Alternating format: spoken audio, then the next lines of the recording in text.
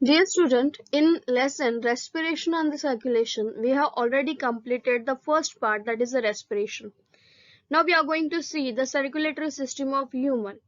In the circulatory system of human, as we know that there are the two systems. The first one is a cardiovascular system and the second is a lymphatic system. The cardiovascular system, it is made up of different elements. It shows the blood, then heart, and the different types of blood vessels.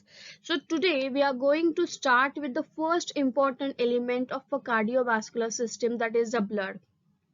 Okay, we are going to see what is the composition of blood and how the blood coagulation takes place. So let's see what is a blood. Blood, it is the main circulating fluid in the human body. When we study the blood, means we are going to study the types of blood cells, what is the composition of blood. Okay, the study of blood and its composition is called as a hematology. The term hematology derived from the Greek word, that is heme. Heme, it means the blood, and the logos, it means the study. The study of a blood is called as a hematology. In normal adult, the average amount of blood is 4 to 6 liter, which constitute about 8% of the total body weight of that person. That color of blood is a red. It is a bright red in color because in our blood we are having the red blood corpuscles or the red blood cells which contain the respiratory pigment hemoglobin. Okay, then this blood, it is fluid connective tissue which is derived from the embryonic mesoderm. Now what is the embryonic mesoderm? So see here, at the time of fertilization, when the haploid male gamete fertilize with the haploid female gamete, it gives rise to the diploid zygote. And that diploid zygote, okay, it undergoes developmental stages. Okay, that undergoes cleavage, then formation of a morula, formation of blastula, formation of gastrula, and many more stages. So at the time of formation of gastrula, there is a formation of three germ layers, ectoderm, mesoderm, and endoderm. And three germ layers, they will take part, or it will help for the formation of different parts of the body of that embryo. So that embryonic mesoderm, it helps to form a blood. That blood, it is derived from the embryonic mesoderm. That blood, it is a slightly alkaline in nature. Its pH is approximately 7.4. It is a salty to taste and it is a viscous, thick fluid. It is a heavier than the water. When we add a drop of blood in a glass of water, okay, then what will happen? That blood will sink down. The drop of the blood will sink down because the blood is heavier than the water. And this fluid connective tissue, it is made up of two main components. The first one is the fluid part of the blood, which is nothing but the plasma, and the second important part, that is the blood cells, which are also called as a formed element.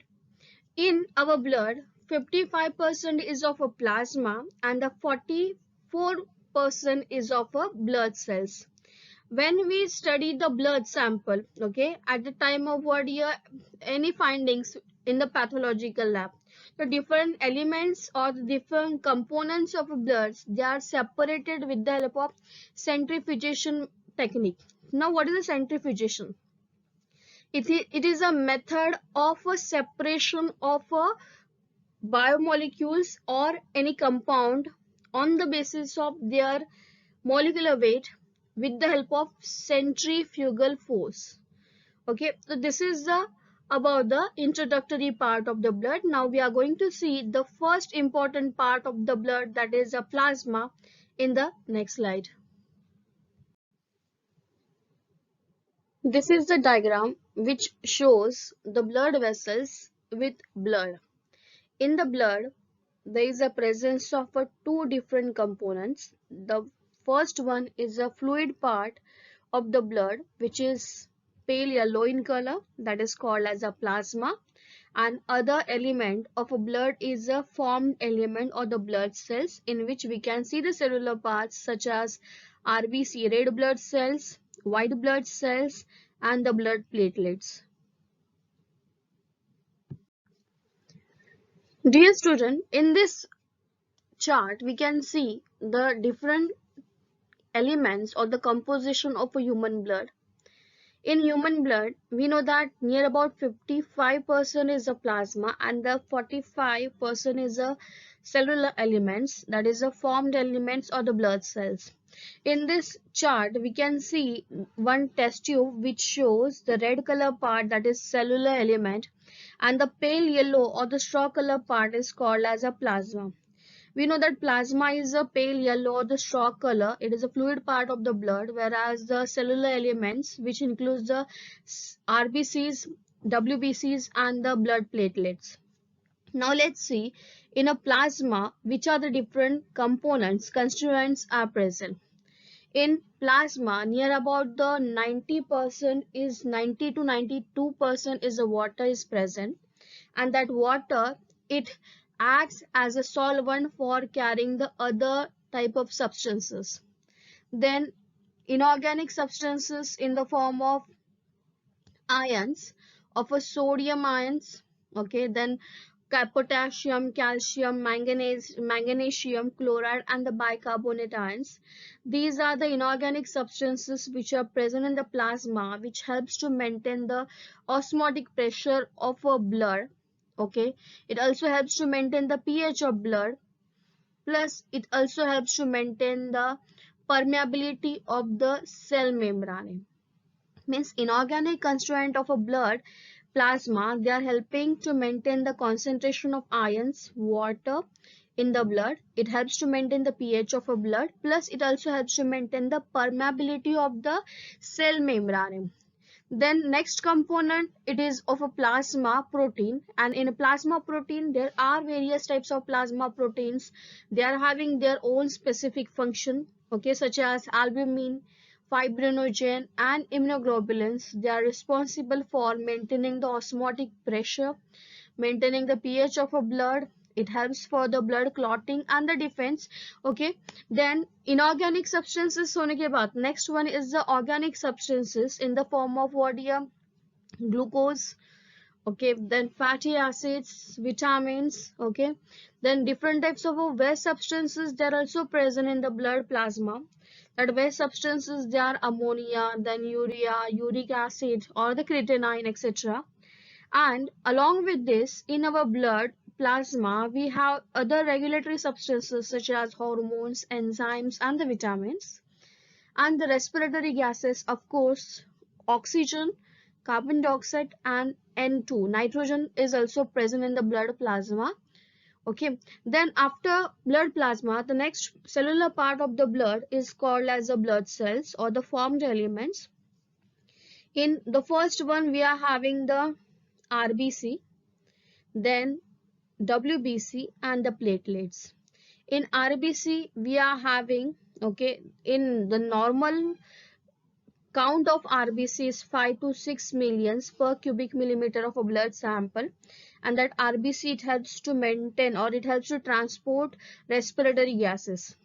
Then in a WBC or in a leukocytes, we are having the two types, granulocytes and agranulocytes. The count of WBC is near about 5,000 to the 10 or the 11,000 of a per cubic millimeter of a blood sample. And the WBC, of course, they are helping for defense and the immunity. And the last one, that is the third element of a blood cell, is the blood platelets. They are near about 2.5 lakhs to the 4 lakhs per cubic millimeter of blood sample. And these platelets, they are responsible for the blood clotting. Dear student, now let's see what is a plasma. Plasma, it is a fluid part of the blood and it constitutes about 55% of the total blood. It is a straw colored, means it is a pale yellow in color. Straw colored means what? ये एक सूखे हुए घास के जैसा उसका color है. It is a pale yellow in color. It is a slightly alkaline and it is a viscous fluid. Viscous means thick fluid because of presence of different content in it. In a plasma, the major part is water. It is 90% is water, which helps for transportation of a different solute from one place to the another place in the body. Then 7 to 8% is the plasma proteins. In a blood, we are having the different types of plasma proteins such as albumins, globulins, propyridine, prothrombin, fibrinogen, and they are having very important functions.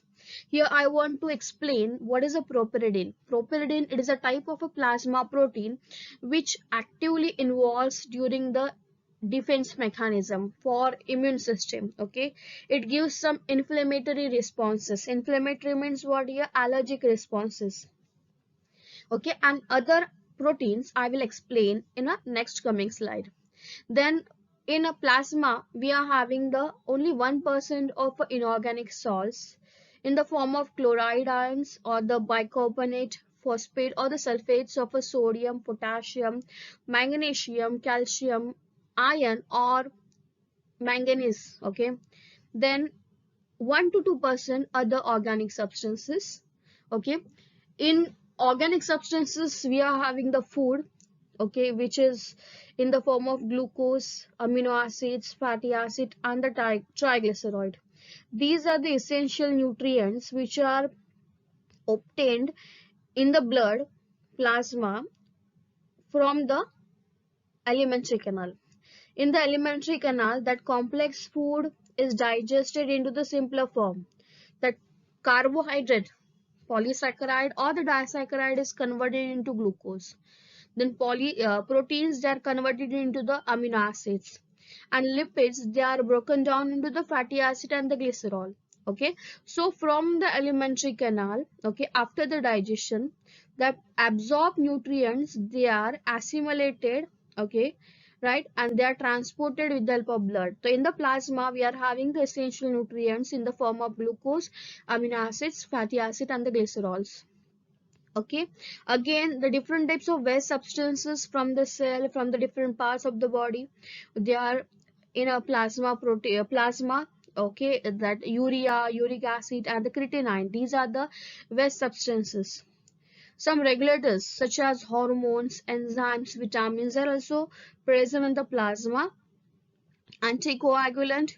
Anticoagulant means the protein which helps to prevent the coagulation or the blood clotting, okay, of a blood. Normally when our blood vessels, they are complete, they are without any injury, so in that condition, in the blood vessels, blood is in the fluid form. Okay, and if the blood, it undergoes coagulation, blood clottings अगर होते हैं तो क्या होगा? It will cause the what here? Harmful effect on the body. Okay, so in normal condition, because of presence of heparin, okay, which is anticoagulant in our blood is in the fluid form. Plus it also shows presence of a different types of what here? Antibodies to fight with the antigen, plus cholesterol.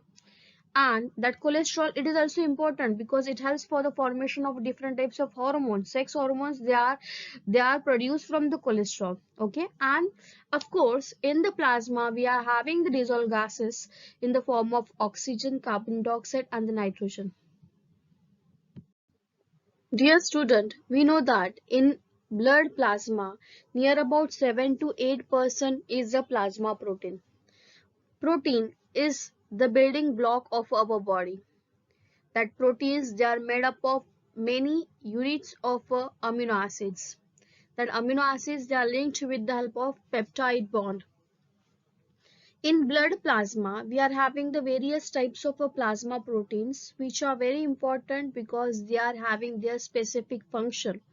Now let's see which are the different types of plasma proteins in our body with their roles.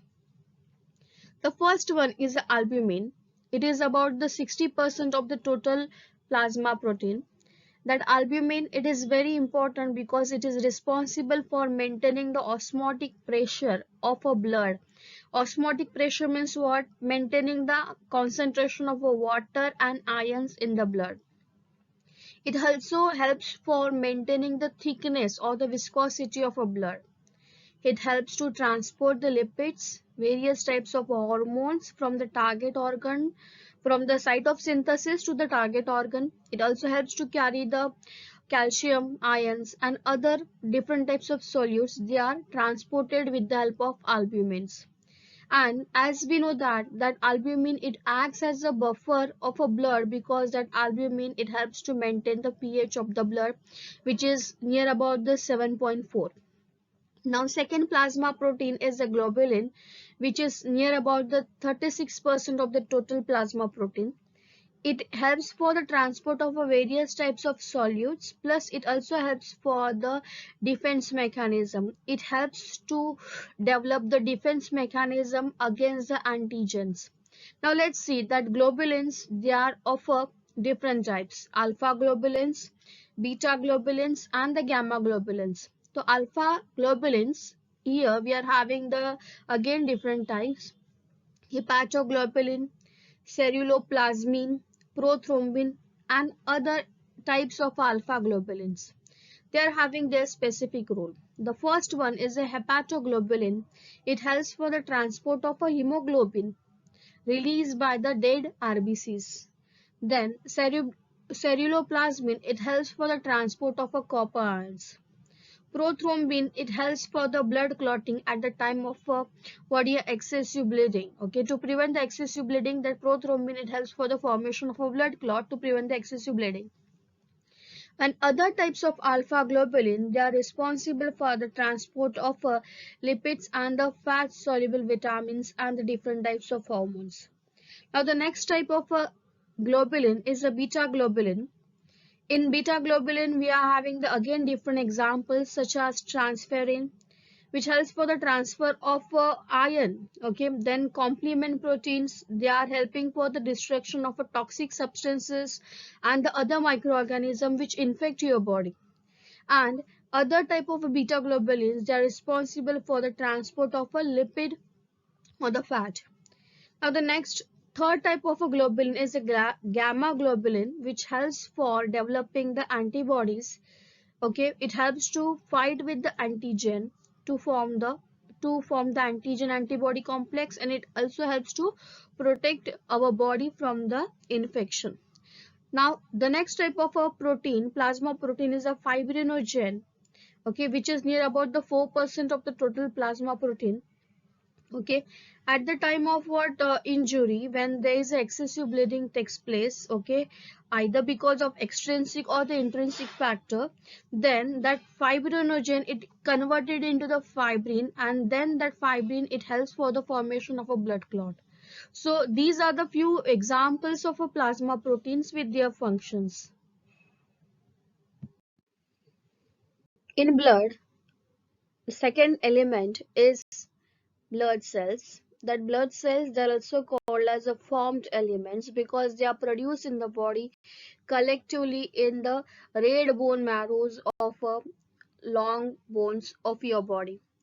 In having the three types of formed elements such as RBC, WBC, and the platelets.